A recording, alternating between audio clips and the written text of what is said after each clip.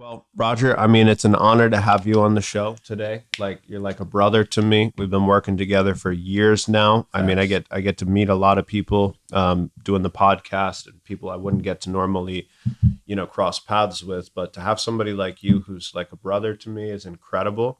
But for those of the people who don't know you very well, let's give people a little background. So obviously, you grew up in Brooklyn, New York.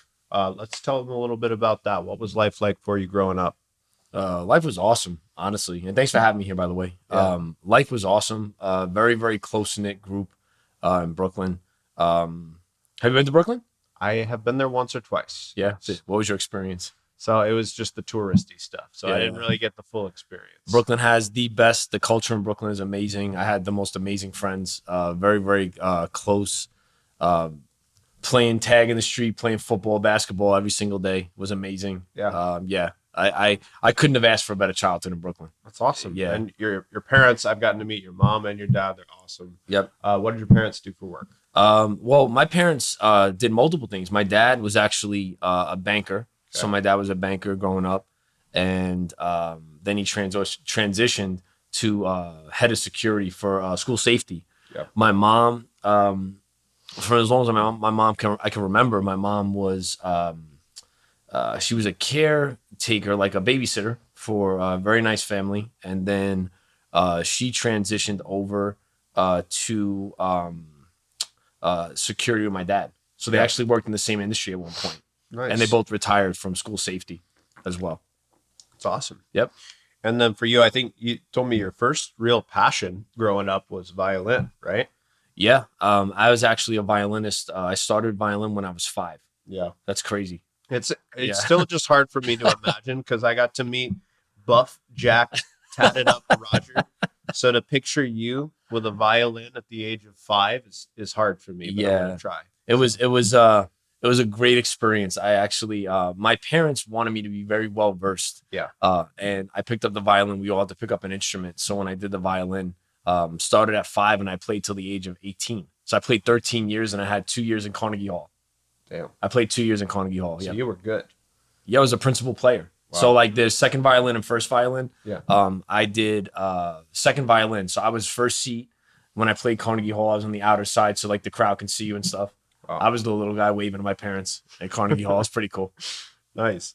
So violin was one of your first passions, and you said you started working at a really young age. So your first job was like 13. Yeah. Well, in New York, you had to get like a working permit signed by Yeah. your parents. I don't know if that was with you. Yeah, I remember that. Yeah. So you had to get like a little piece of paper that you had to show the person that your parents allowed you to work. So I worked at 13. I worked at a pharmacy. Carroll Court Pharmacy was my first job.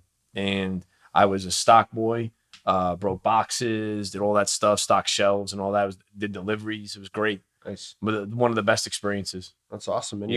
you were pretty passionate about like doing some car cleaning and detailing too. Yeah. Yeah. I worked in the pharmacy, and then I also got a job working at a pet store, Yeah. Cobble Hill Aquarium. That was I never forget. It was one of the best jobs. Really, really good people I work with. And both jobs were amazing. I worked them simultaneously, but then I liked detailing cars. Yeah. Cars had been my passion for I can remember.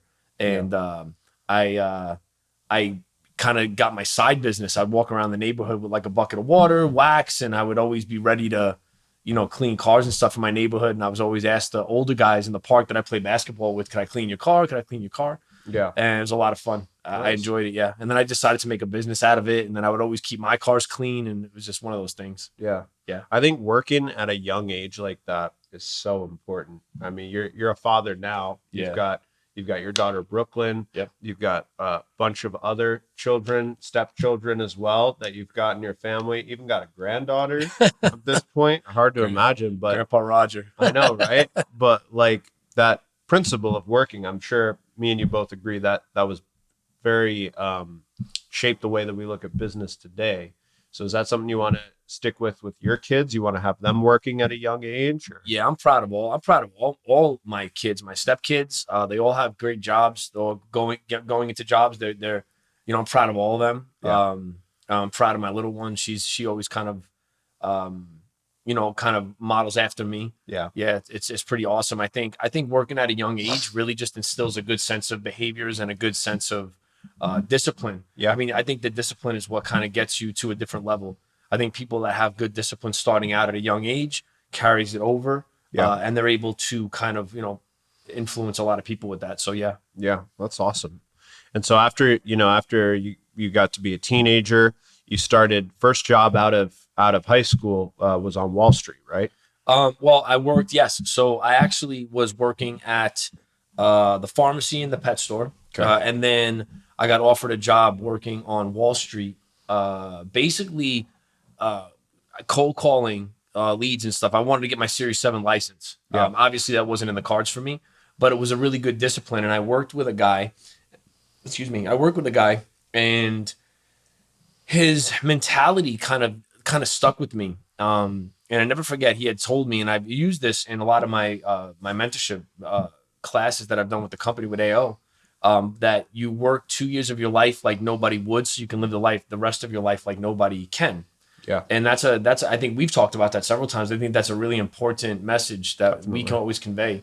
You put in 2 years of your life that not necessarily the average person would want to put in to live the life like most people can't. Yeah. And I carry that with me every day. That kind of picks me up and motivates me. And I took that from when I worked on off of Wall Street. I took that from that business. Even though I didn't take a successful stockbroking career from it, I took those messages. Yeah. Yeah. Well, I think a lot of people picture Wolf of Wall Street. Yeah. That's exactly what it's like. Was that similar to your experience at all? I think so. I think that you get what I get from Wall Street, when we look at what we do, even in our industry, I think it's really, hustle. It's a hustle every day, and the hustle and bustle behind Wall Street. I have so much respect for those people. Yeah. They're getting up every day unemployed. Yeah. They have that message of they're getting up every day, not knowing where they're going to get their income from. They could have a huge deal the day before, but they get up every morning equally as hungry. And I think that's super, super important.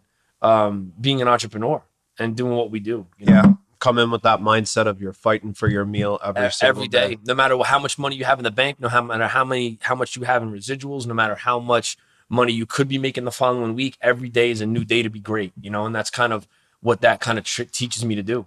Taught me to do. Yeah.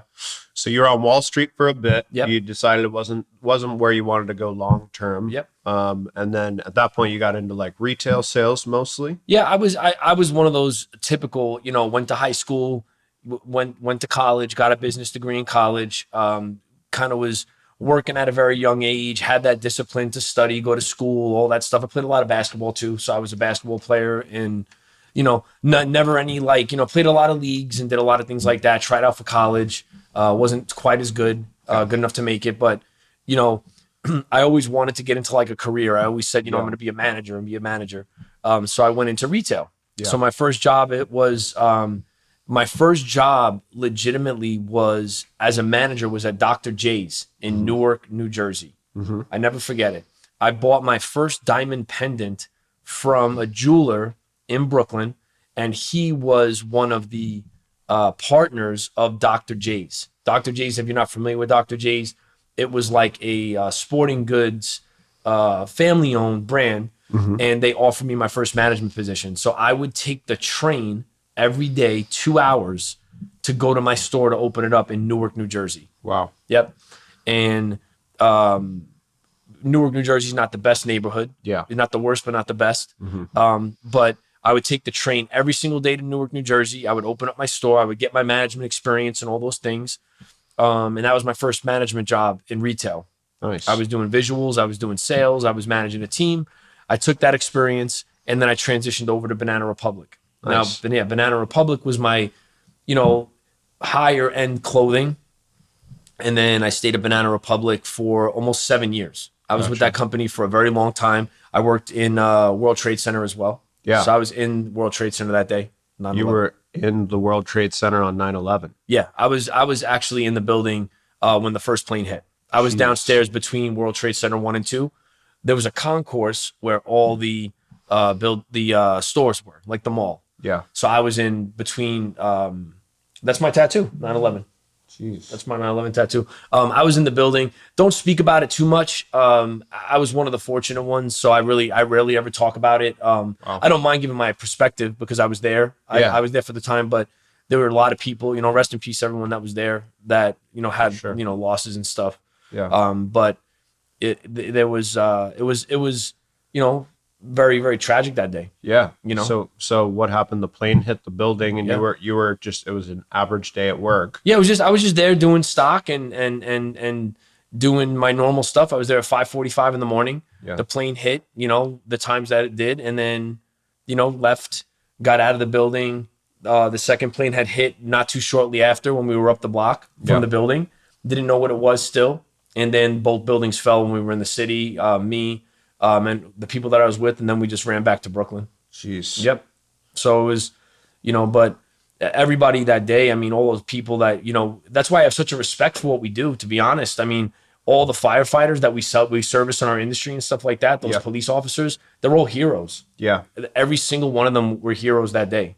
It was crazy.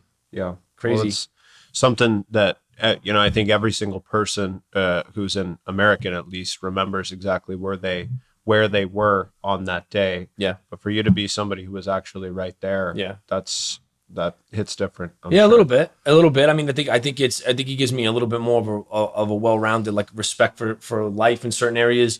And that's one of the reasons why some people like you or maybe other people really didn't even know I was there. Yeah. I really don't speak about it as much, Yeah. only because out of respect for the people that were actually Sure. that were affected tragically by that day. Definitely. I was very fortunate to be where I am. Yeah. I'm very, very blessed, but I give my hats off to those firefighters and those people that went there that day. And every single time we meet a firefighter in one of our meetings, I'm always very, very humbled to meet them. And Yeah. I even, because I always say to them, you fight your crimes with water every day. And it's an honor to meet those people. So, so I worked in the World Trade Center. I transitioned from there. I went to a different location. And then from that location is where I got promoted, actually. Nice. So I got recruited to Christian Dior.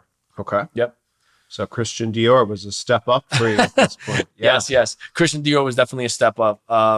So I got recruited to Dior as stock / like operations. Yeah. Almost. I was learning under one of the best mentors that actually trained me, Bill DeSimus. He was actually one of the best mentors that I've had in my retail career. Yeah. He basically taught me everything I know with operations and things like that. And then, he's one of the reasons how I got promoted to actually move out to Las Vegas. Nice. I got promoted to operations manager at the Wynn Casino for Christian Dior. So you started with Dior there in New York City, Yep. and then they promoted you, and with that promotion, you needed to move to Vegas. Yeah, in order for me to Okay. take the promotion, I needed to move to Las Vegas, Nevada, relocate. Yeah. So that was a big transition for me. I've never been away from my family my whole life. Wow. Leaving everybody behind, my friends, everything, and I really only thought it was going to be temporary. I was only coming out here to literally get the position, get the title, get the experience. And then you were thinking you'd probably transition back. Yeah, I back. honestly thought I was going to come back to Brooklyn, New York, and, stay with my family and things like that. I never knew it would take me to where it took me. Right. Well, knowing you got out here, you started doing a good job at Christian Dior, but you got into a few other passions out here too. You started diving into bodybuilding quite a bit out here, right? Yeah, I did fitness competing. I mean, I mean, it there's- doesn't really show, I'm a little bit more bigger, but Well, you're looking amazing though. you look incredible, dude. I always tell everybody, if I look the same way as you when I'm your age, that I'll be ecstatic about it. So, I'll tell you, I'll be 44 in probably, I don't even know. I lose track of time sometimes. In March, in like probably about 3 weeks, I'll be 44. yeah, So I think, it's one of those things where, like, you kind of, like, I think these passions kind of find you. Yeah. You don't really find them. Definitely. Life kind of puts you in a place where it puts you in the right direction of where you kind of need to go. yeah, So I think, fitness competing and the gym, I think those passions found me because I needed them. yeah, Because I feel like in certain areas of my life, I mean, we all have our times in our life where we're broken. We're just broken people, broken individuals. Our spirits may be broken. Our mindsets may be broken. yeah, And I think, and there's nothing wrong with that. I'm open to say that to anyone. You know, there's times in your life where you just look for those types of things, and I think the gym found me in those times where it filled those areas. Yeah. So when I came out to Nevada, I was by myself. I had really no one. I had my dog Monero. That's him right there. So he had That's him. he passed away of cancer. Yeah. So I lost him.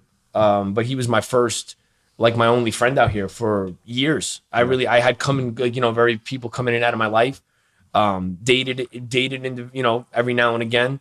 But as far as like, he was a constant, you know, and, you know, I lived in a little apartment. I went to work and then, you know, found myself slowly finding my own in Nevada. Yeah. So, you know, went to work, worked at Christian Dior. I transitioned to different retail spaces after that, you know, different jobs. Yeah.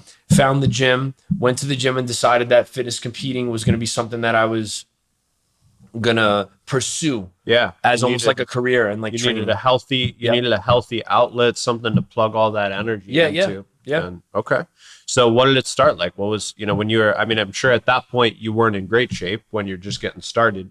So No. what was the start of a pro bodybuilding career? Well, I think, you know, as far as me, when I was going into competing and things like that, I was always competing. The highest level that I've gotten in competing, because there's bodybuilding and then there's men's physique, and then there's now they've divided into different things. I always consider myself like a fitness competitor. Yeah. I competed in the men's physique category. So that basically now I have good legs, but a lot of, you know, as far as like, I never was like that size, and I never used any performance enhancing, you know, drugs to get to that size, which I'm never against it. You know, there's some amazing athletes. Performance enhancing and drugs don't make the athlete worse or better or any of that type of stuff. You still have to put the work in. Sure. Like I have so much respect for those guys, you know, and I was never opposed to it. I just never did it. It was never just my thing. I never took that path. Although, like I said, I mean, there were times where I was like, well, maybe I just should take it to go to that next level. Yeah. But, you know, I stayed the way I did. Diet. I worked my ass off every day. I was in the gym doing cardio. I was wearing the sauna bags to do cardio to lose weight and stuff like that. Like Martin Lawrence in the sauna bag. Exactly. Yes. Yeah. So, I mean, but, you know, at the end of the day, I think, you know, I've been training now. Looking back on the journey, I've been training for probably over 20 years. Wow. So I've been in the gym consistently over 20 years, from when I was literally, you know, a baby pretty much. I figure 16, 17 years old, 18, starting in Brooklyn, all the way till now. And I look back at the journey, and I always say to people, always fall in love with the process. Yeah. The process has been so healthy for me. Because like some people pray, some people meditate. When I'm sad or I'm anxious, the gym has become that place for me to go. Yeah. It's so a healthy outlet. It's a healthy outlet. And not only that, but it's healthy physically. Yeah. It's healthy mentally. And then I decided, you know, I wanted to pass that on. So then I went into my other personal training. Yeah. So I started a company called LGI Fitness. It was Let's Get It Fitness. I trademarked it. And I literally started the business just because I wanted to have my own clothing line to wear in the gym. I wanted to wear my own shirts. I figured I was going to be that next super celebrity. Wanted to brand yourself. Wanted to brand myself and things like that. And again, it's another case of just entrepreneurship at its best. I mean, you take an idea and a passion, and you can always put energy behind it, and then that can create monetary value. Yeah. So, you know, I started my clothing line, nothing crazy. I started a website, wasn't the best with it. I didn't have any technological, you know, knowledge when it came to that type of stuff. I tried doing it myself. Yeah. Wasn't the best. I don't think Instagram was a thing back then. Yeah. I don't think so. I'm not really sure. I don't think it was. It wasn't for you. No, it wasn't for me. It wasn't a big thing for you. Yeah. So I didn't really but at that, you know, started my line. I did probably in my career between 15 to 17 fitness shows. Wow. Yeah. And my highest level, so I was never pro. The highest that I went was national level. So I took first to third, maybe fourth or fifth in a couple of shows. Yeah. Did a bunch of national level shows in the United States. Crazy. Was able to go to Pittsburgh, Carolinas. Nice. I was in California. That's awesome. Did a bunch of shows. And so you were at this point, you're doing a lot of different things at this point because you Yeah. were working retail Yeah. at this point. So you were like, okay, is retail, is that going to be kind of my long-term career? Am I going to blow up my personal training business? You were in the gym a lot yourself at this point too. Am I going to, take that to the next level? And so you had all these different things. It sounds like your whole life that you were good at, but you were just kind of looking for like, I need one thing to really, really plug all my positive energy into. Yeah. Because when I was at your wedding, I'll never forget one of your best friends. I instantly knew that he knew you because he said, Roger's one of those guys that whatever he decides to be obsessed with, he's going to excel at, he's going to become the best at. And that's been my experience of you for sure. But he was like, even when we were kids, me and Roger decided that we were going to play with dinosaurs, and Yes. we were going to know everything about dinosaurs. And he was like, Roger picked up these dinosaurs and he read every book on dinosaurs and he became the most expert person on dinosaurs ever. Yes. I remember that. So you're looking at that point, I'm sure, where you're doing all these different things and you're trying to find what's going to be the thing that really takes off for you, right? Yeah, I think for me, I always like. I don't think anyone ever idolizes money, right? Yeah. But I feel like money, and I always tell this to people, that money doesn't have any intrinsic value. Yeah. Right. It has no value sitting in your account. Yeah. But I felt like I wanted to be in a situation where I can live a life where money's not going to inhibit me, or it's going to prohibit me from doing anything or helping someone that needs help from me. And I felt like the life that I was living right now, I just had all these different avenues and I had no idea what I was going to do. Like, I felt like there was a ceiling. Like I felt like I was going retail job to retail job to retail job, and there was like a ceiling on what I could do. Yeah. And I felt like I was almost stuck. You always hit a cap. I always hit a cap. And I made well over 6 figures in retail jobs. Yeah. I mean, it wasn't like I was on the low, and no problem with any of that stuff. But I mean, for me, money was always a motivator for me. Sure. And I just felt like there was a cap. And sometime around that point, you had your daughter Brooklyn as well. So I'm sure there you got a boost of like, all right, got to provide more stability and that sort of thing. Well, right? yeah, I started out. So obviously, like, there, me and Brooklyn's mother aren't together. Yeah. So we have a blended family, which is amazing. But you go into the fact that you have, now you want to set the right example for your daughter, and you want to give a different life, and you have different ideologies from different people. So, God bless my wife. She's amazing. We have a great family, a great life. Yeah. She's very supportive of all the things that I go through and all the things that I do. I think that when you're kind of trying to find yourself, and I had my daughter, and then after that, when I was in my last job that I worked at, I was at John Barbados for a good amount of time. Yeah. And that's where I met my wife now, and who was my girlfriend at the time.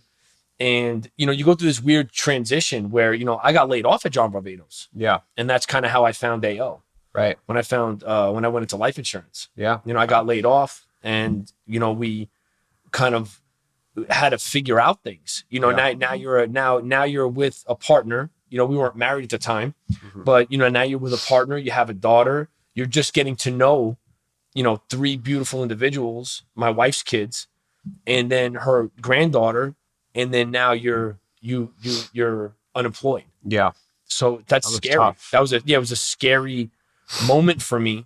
You're right at that spot where you were wanting to, you're capable and you're wanting to provide that stability and all of that stuff. And that kind of came out of nowhere for you. Yeah. It was one of those things where and I said this in one of my videos, I never wanted to go into a career where it was dictated by somebody else. Yeah. I've always been in my careers, my jobs, my life, where I've always been dictated by the economy or business or things like that. Being an entrepreneur in this type of environment is basically like we dictate the rules every day. Yeah. So like I can get up every day and we can decide, we're going to go and make this amount of money today. We're going to change our life, and people that feel like they're stuck, and I feel bad for people that are stuck in a way, because they're not really stuck.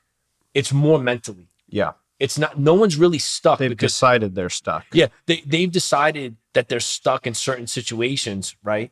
And or they feel like they're stuck. I don't want to put it all on them because life also dictates that for us. Sure. Because life is in certain points in our life, Joe, life's made you feel like you're stuck. Oh, yeah. And life's made me feel like I'm stuck, like I'm against the wall. Yep. But I think when you kind of take a step back and you have an opportunity in front of you, or you create an opportunity, Yeah. then you're able to, I don't want to say unstuck yourself. Yes. So you're able to take yourself from a situation and make yourself, empower yourself. That's a better word. As soon as you're ready to take ownership and start believing in yourself, for sure. Yeah. And I think, and that's kind of what, and then stepping outside of retail, I never forget the conversation I had with my girlfriend at the time, or my wife now. Yeah. I said, love, listen, I'm going to try this life insurance thing. Mm-hmm. I don't know if it's going to work. I'm not sure. But I know that I know I'm really good with families. Mm-hmm. I know that I understand people. I know what it's like to struggle. I know what it's like to, have issues and things like that.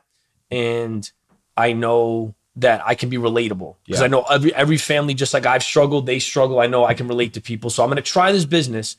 And if it doesn't work, then we'll have to figure something else out. So I was on unemployment and I was hustling on the side. I was helping somebody with a business.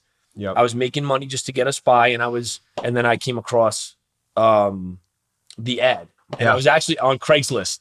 I actually remember it like it was yesterday. I came across an ad on Craigslist, and believe it or not, I'm a Craigslist hire. We always talk about how crazy that is. Fair warning, my business was not nearly as developed at this point. We were nowhere near where we are now. Yes. But this is what things were like at the point that we found the great Roger Fredericks. So how did you hear about it? Oh my goodness. Well, this is like the fast forward of like this is our life. This is our beginning. Yeah. So we give me goosebumps actually. That's crazy, right? That's crazy. So I'm thinking back to where I'm at on this side of this. So let's hear your side. Can we all just be honest on this? Oh, for sure. For sure. So I remember it like it was yesterday. So I get this, I go on Craigslist and I'm looking at this message and it says something very, very vague message. I didn't know what it was, who it was from. Mm-hmm. It was on Craigslist. So then I decide, I look at the numbers and I'm trying to figure out like what it is. And I reach out and I get a phone call. And the first person I speak to was, I almost want to say it was, do I name the names of the people? Go for it. Yeah. So I believe it was Melissa Hanson. Mm-hmm. I believe it was Melissa Hanson. I'm not sure. Someone called me for an interview. Okay. Can't tell if it was Melissa Hanson or who it was. But then I go to the office and then the first person I meet for my interview was Adrian Bragas. Mm-hmm. One of my best friends right now, my family. Now. Yeah. Yes. So I meet Adrian Bragas and we sit in an interview. I go through this interview and then I remember it and I get put into an interview with Adrian Bragas. And I kept saying to him, I'm a father. I need to know you're a dad. So is this money real? Yeah, like be real. Be real with me. Like be honest with me. This is an interview. Don't bullshit me. Because mind you, we're telling people about the money that we were making at this point, but we certainly didn't look like we were making that kind of money. I remember it. Yes. Yeah, I remember. Yeah, I could tell you that story too. Because I was so sure you could pick up on that because the office that he walked into and the clothes we were wearing. Yeah. We certainly didn't look the part. No, I think. Well, and that's the other thing. I mean, you've been a mentor, one of my best friends in the business and life and all these things. And I don't think that we even like you can never tell the success. You can't ever tell success by money. Yeah. Like I'm not success by money, the look of success by like the way you look. You wear a white t-shirt and that's just what your kind of thing is and what you're known for, but you're extremely wealthy and extremely, influential in the business. So, but when it comes to that, so I meet Adrian and I'm asking him all these questions and and he literally was answering me, but I couldn't get that feeling like it was like real. I was like, I don't know this little guy. He doesn't seem like I don't really feel it. So I literally said, I want to meet your guy, the guy, like the head of the whole thing. And it was you. Yeah. And now, mind you, you're the head of the whole thing. And there was only 8 of us. Pause for a sec. Here's my side. I remember I got a call from Adrian and he basically said, hey, so I interviewed this guy and I did everything I could. I read the script like you taught me to, but he was a little bit difficult. He had a lot of questions. I couldn't answer them, and he wants to meet with you. And I'm pretty sure it was like a Saturday or something. It was like, I remember it was a nighttime thing. Yeah. And I was actually excited to meet with you because I felt like I was meeting the head of the whole thing. Uh-huh. Not knowing that at that point, the head of the whole thing was 8 people. Yeah. We had like really 6 to 8 people. Yeah. And looking at now, we have over 100. 200. 200. We just crossed 200. Yeah. It's crazy to me Yeah. that even me sitting in this this podcast with you talking about this stuff. Yeah. Like we came from 6 to 8. We couldn't even fucking afford this room. Yeah. Back when I met. And I remember. So fast forward, we meet. Yeah. And I'm just like, I don't want to don't bullshit me. This is real. I want to make sure this is what I want to do. I'm going to study. I want to do something totally different with my life. Yeah.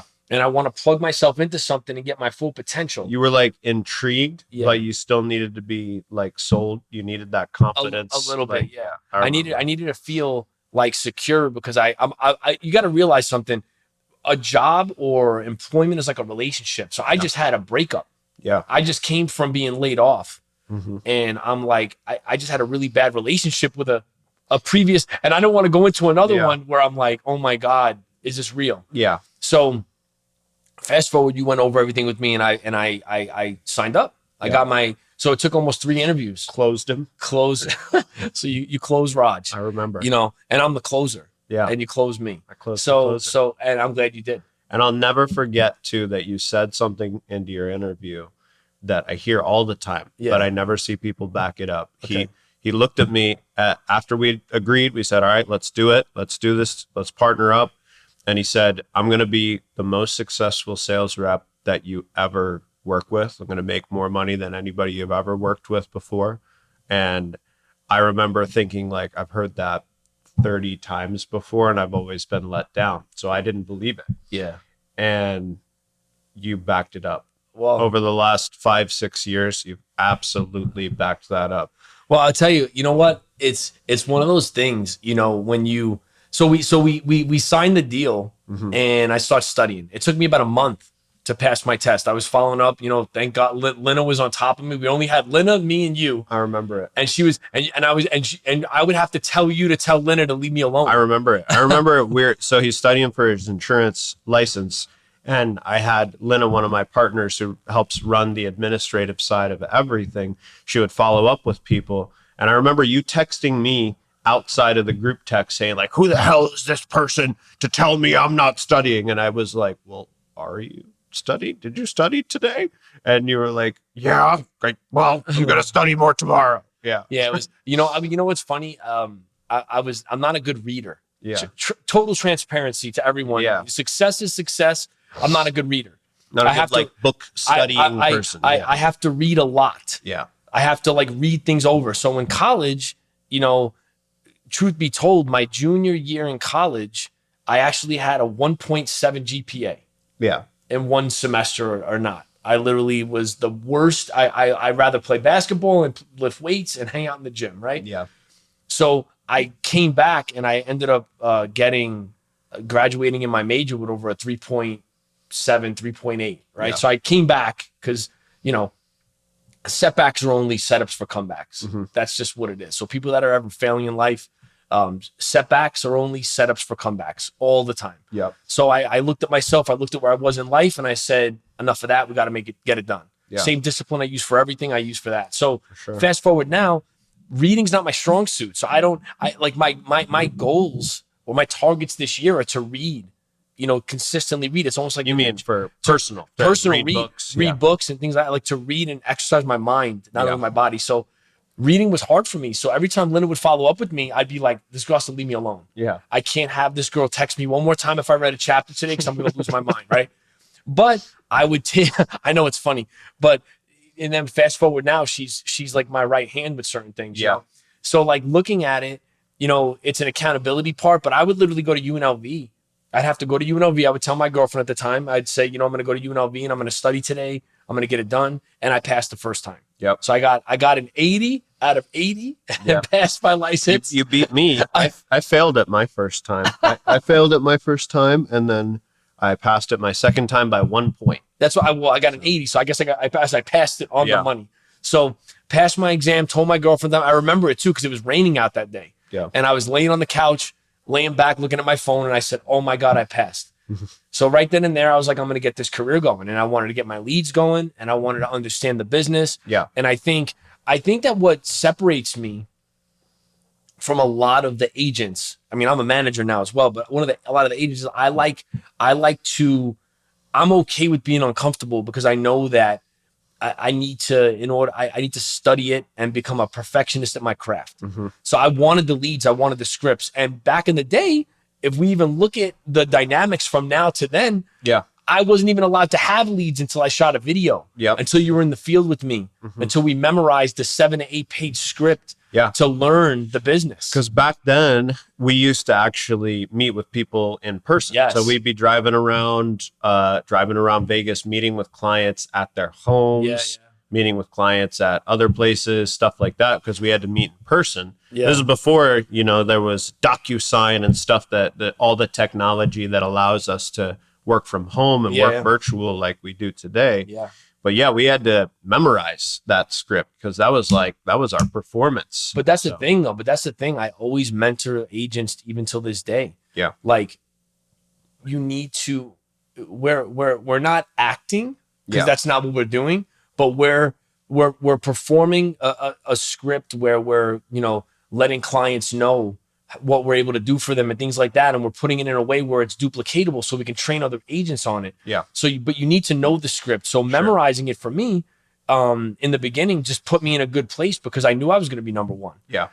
Being number one, being great is inevitable when you feel like you're great. And it never comes from a place of arrogance. The people that are in my circle, the people that think I'm arrogant or may think I'm arrogant, they really don't know me. If they knew me, it's more of like, I know that greatness is destined for people that feel that they're going to be great. It may sound like a weird, but I know that you understand me. Definitely. It's if you feel like greatness is in your destiny, then it is. You manifest everything. Everything in life is manifested from an early age. Well, I've noticed for you on the flip too, whenever you don't feel like you're prepared in something, whether it be certain part of the sales process or a certain part of leading your team or something, you have this urgency about getting good at it. You'll talk to me and be like, I don't think I know this process very well. And then you do the same thing you did with the dinosaurs, and you like study until you master it. Well, that's the thing. That's the thing. Like, I feel like even when I have my team, I learn from my team. My team that works with me till this day. Every single one of my team, I take a piece of each one of them, because what makes you a great leader is always staying a student. I consistently stay a student every day. I learn from my daughter. I learn from my wife. I learn from my wife's kids. I learn from you. I learn from everyone around me. Because at the end of the day, if you can't take pieces from what other people are going to teach you, you're never going to grow. You're always going to be stagnant. So when I sit and I talk to, my team, or I talk to families I sit with, I'm never perfect. I think the biggest thing is that I'm the most perfectly imperfect person that you're going to meet. There's so many things that I would fix about myself.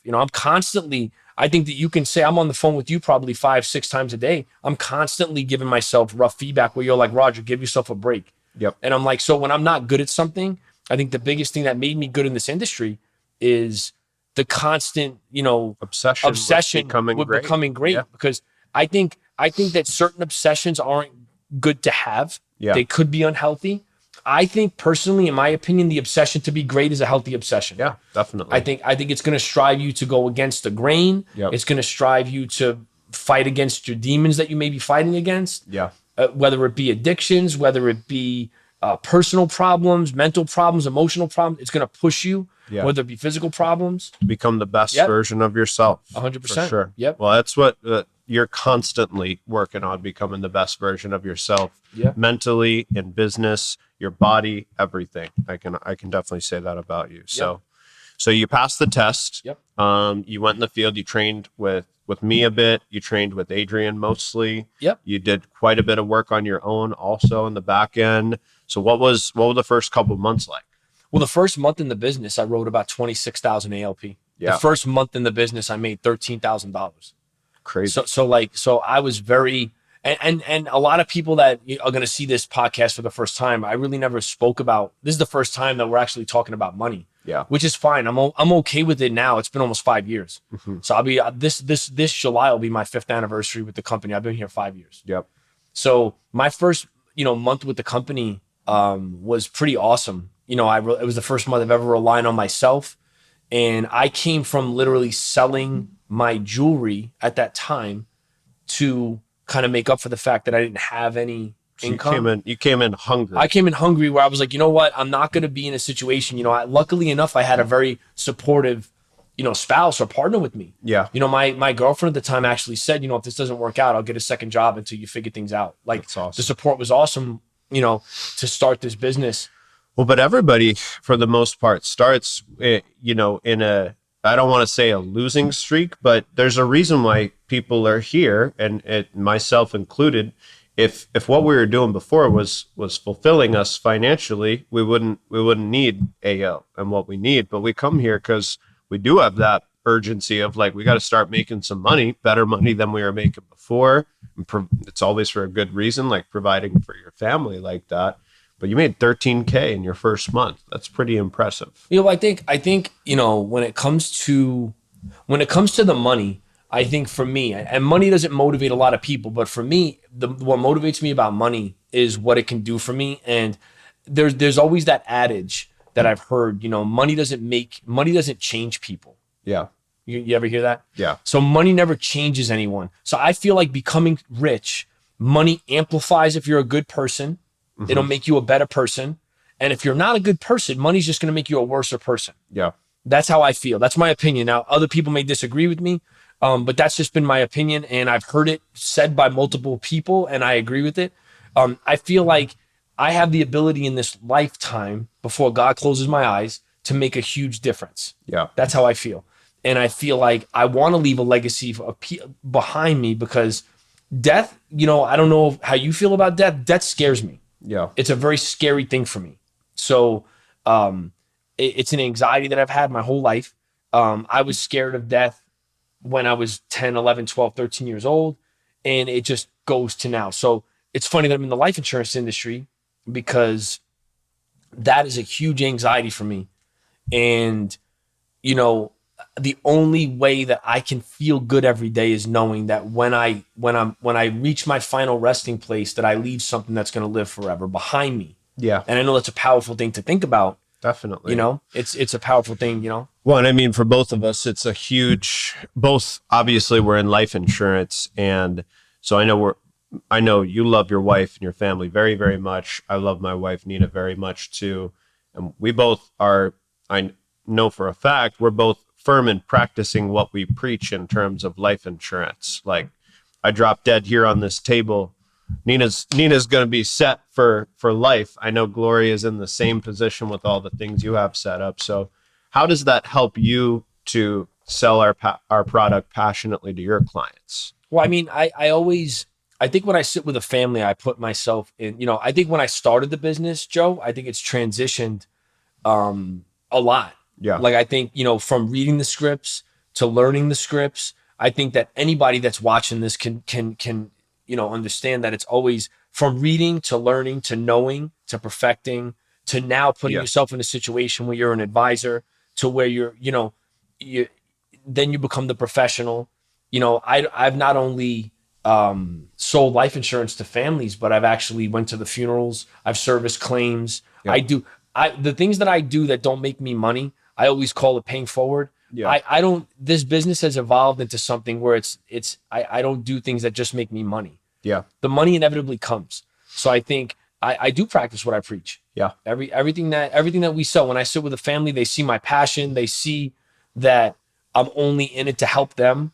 I've been there with you on those calls too. It's one thing to sit there and sell policies and make money, but I've been there with you on those calls where we had to fight passionately to make sure that family got their claim paid. Yeah. And we had to make sure that they got it paid quickly, and make sure we were sitting there on the phone with the doctor's office, making sure they sent what they needed to send and all that. So I remember that. And that says a lot about you, that you fight to make sure your clients are getting the service that they paid for it too. Well, that's the thing. I mean, we it just doesn't end when you close the policy. Right. I mean, obviously, I think, and this is the thing with life insurance, and this is something that I always want to touch on. I think life insurance is going to, the people that don't have life insurance, I think that the lack of life insurance is not the fact that they don't feel like they want to be responsible. I feel like it's the lack of education in the industry. Yeah. I feel like people that don't have the knowledge that we have or what we see, they feel like that they don't need it. It's not that they don't need it, it's that they don't know enough of, they don't understand it. So I feel like with me,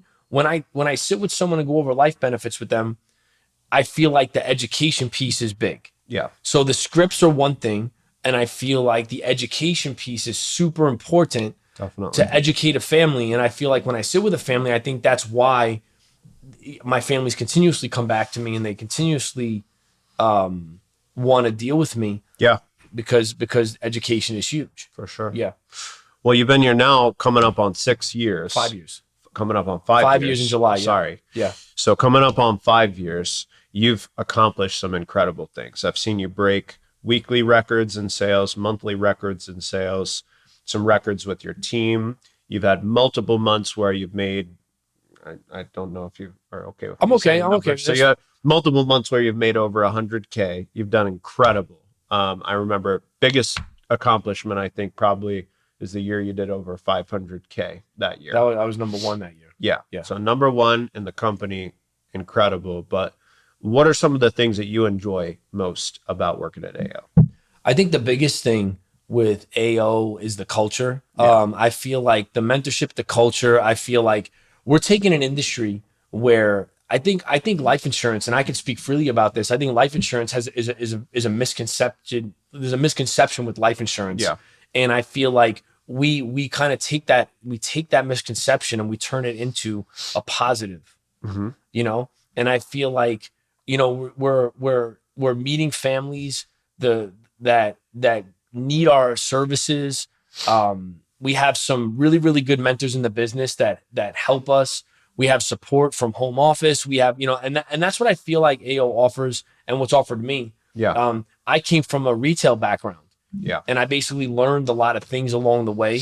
And I feel like with the right mentorship and things like that, I think it's brought into this, business. I mean, I literally just have my LLC taken care of. I got my business done. I'm going to be spinning off into my next company soon, which I'm excited about, which I'm not going to talk about here. It'll talk about soon. But next company has a side project. Next company is a side project. You're not leaving. Oh, no. I'm here. No, I mean, I'm actually going to be branding myself to do stuff within the life insurance industry in our company. Like we need more education about what we do. Definitely. And I think that my next project, my next venture is going to be more informative. It's going to be fun. It's going to bring on more people to this opportunity because I feel like like I said, I feel like the lack of education. I mean, I feel like within the business, the reason why a lot of people do not attempt the things that me and you have done is because of lack of confidence within themselves. Yeah. In certain areas. Now, I'm not saying life insurance because there's so many different areas of like entrepreneurship. There's solar panels, there's real estate, there's insurance, there's mortgages, things of that nature. I just feel like if people had just give this an opportunity, just try it and see. I feel like those other jobs are always going to be there. Yeah. At some point or another, in a different shape or form. Sure. Like if this didn't work out for me, I can always just, go back and apply for a retail position. I thought the same exact thing. I remember my interview back 10 years ago. I came to the same conclusion. I was like, well, it all sounds great. And if what they're telling me is true, then this is a great thing for me.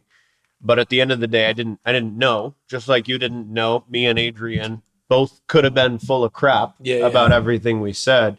But, I was always like, well, I mean, worst thing that could happen is I waste a month or two of my time and effort studying for this test and training.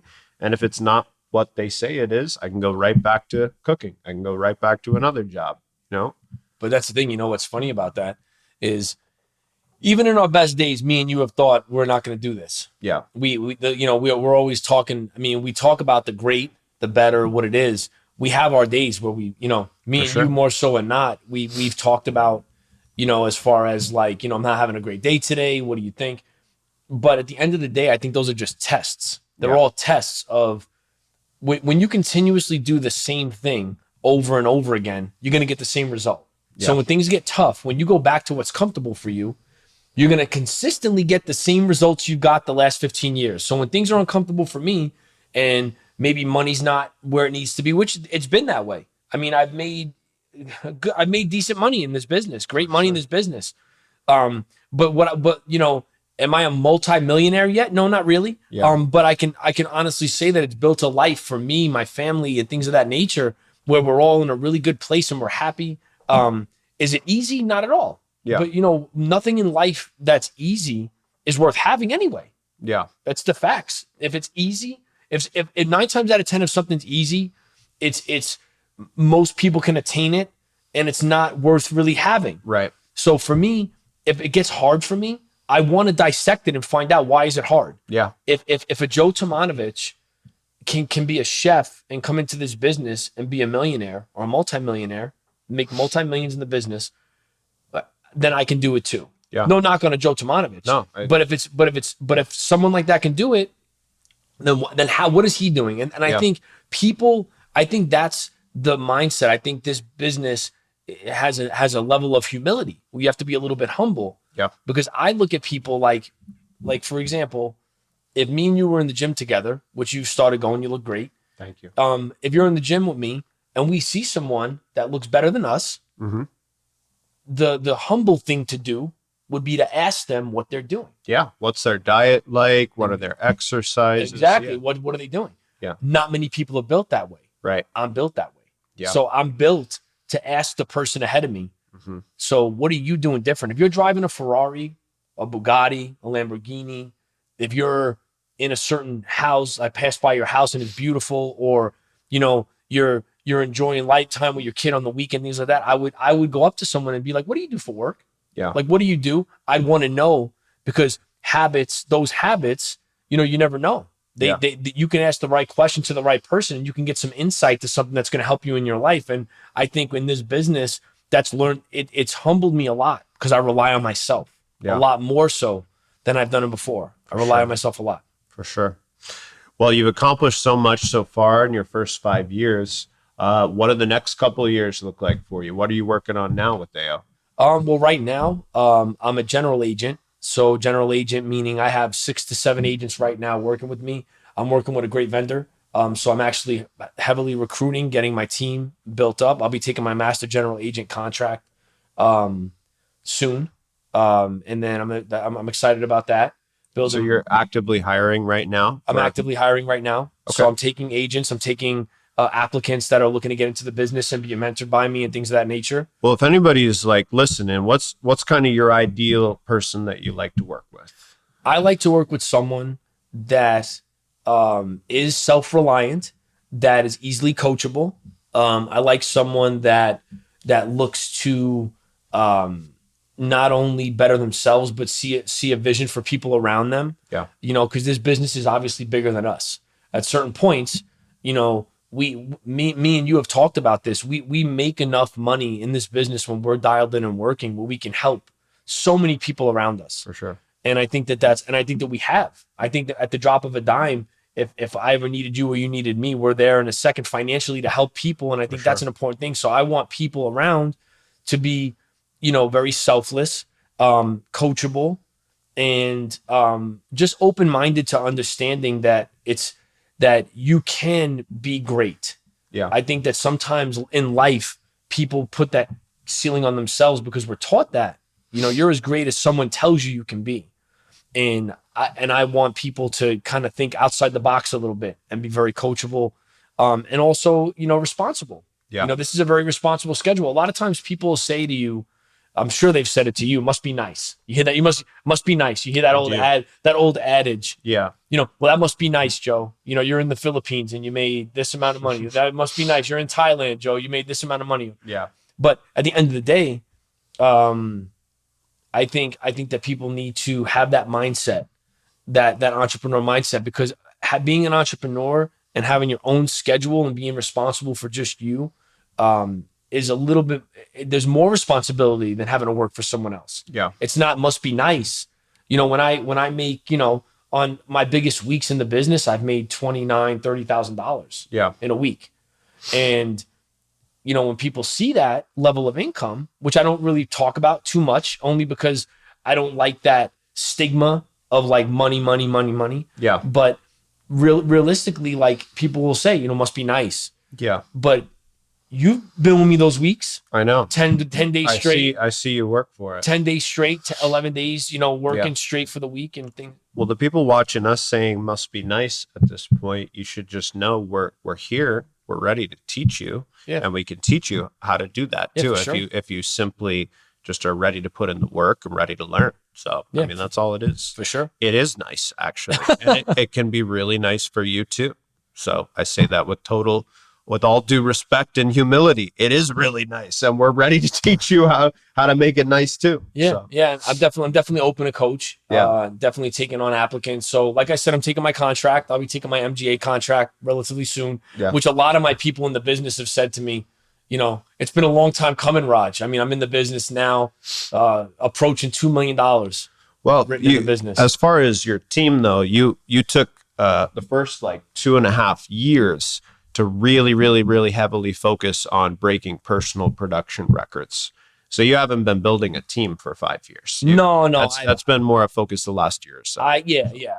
I feel like, you know, I have, you know, one of my agents has been with me, Kristen. She's Yeah. been with me. And she's pretty much, I basically put my team around Kristen. She's been with me for the last almost 2 years. Yeah. You know, between ups and downs and everything. I mean, she's been one of my most solid agents, the most sure. coachable agent I have. And now I have other agents that are just as coachable. And I feel like the dynamic of my team right now is going in a great place. Yeah. And I'm excited about them. Just came off a really good month. Yeah. So I think, you know, where we're going to be building, and I think the biggest thing on a team is culture. Yeah. The biggest thing on a team is mindset and culture. And then once you have that, then you're unstoppable. For sure. That's how I feel. Well, dude, it's been incredible getting to know more about your story. And I mean, having you as a partner and a brother the last 5 years has been incredible. I'm excited for the next 5, 10, the rest of business that we're going to keep building together. So for those other people out there, if they want to get in touch with you, what's the best way for them to get in touch with you? Well, they can hit me up on Instagram. Okay. I'm trying to figure out my handle on Instagram. I'm still kind of figuring out. Can you pull up my handle? I got you. Can you pull up my handle on Instagram? I got you. I literally got you. that's how technologically non-savvy I am. I'm only on it. So if you reach out to Roger on Instagram, he will get back to you. I will get back to He you. will see it. I promise. And Roger's handle on Instagram is at rogerf.ao. Okay. At Awesome. rogerf.ao. That's Gotcha. something. Well, good. There you go. Then people know that I'm not as tech savvy. So yeah, so they can reach out to me on Instagram, DM me, let me know, and I'll definitely hold interviews and see what we can do. Awesome.